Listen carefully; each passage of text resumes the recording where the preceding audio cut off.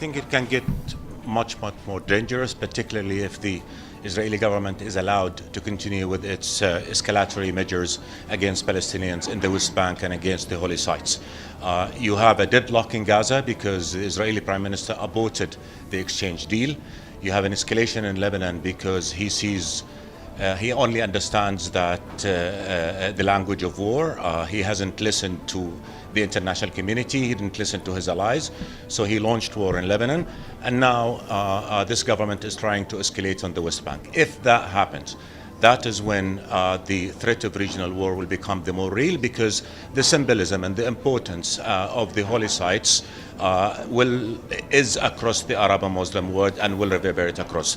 Basically, what we're saying here is that Netanyahu is doing all of that because he can. Almost a year ago, we stood before you here and we warned of this moment. Now we're at it. It's going to get worse unless the Security Council right behind us performs its duty and does what it has to do, protect regional international peace, unless it prevents this most radical of Israeli government, a member of which was a member of an organization that the US itself had labeled as a terrorist organization. Unless they stop them, unless this government faces consequences, then the whole region is falling into the abyss, and the future of the whole region, including the future of Israel, will be compromised, and we'll be talking about a future of war. It is time to face the truth, and the truth is, unless Netanyahu is stopped, unless this government is stopped, war will encompass all of us. Yesterday, the US president, the French president spoke of a possibility of a humanitarian truce. As one of you just said, Israel had agreed. According to the Lebanese government, Hezbollah had agreed.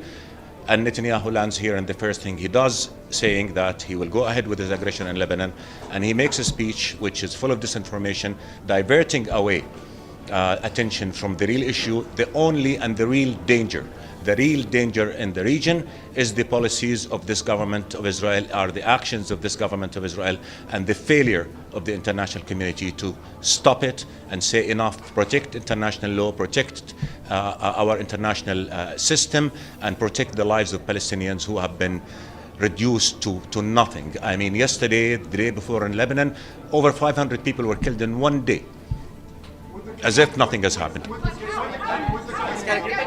Can I ask a question here? I have a microphone. Now we're in a zone of real danger. Anything can go wrong. Netanyahu obviously wants regional war, and that's what we've been warning against. So when you go into Lebanon, and look, what's going to happen in Lebanon now? If this war continue, the people are leaving their homes. If there's a land invasion into Lebanon, the Lebanese army will have to defend this country. And then what are we going to be looking at? So we are looking at the eye of real danger right now.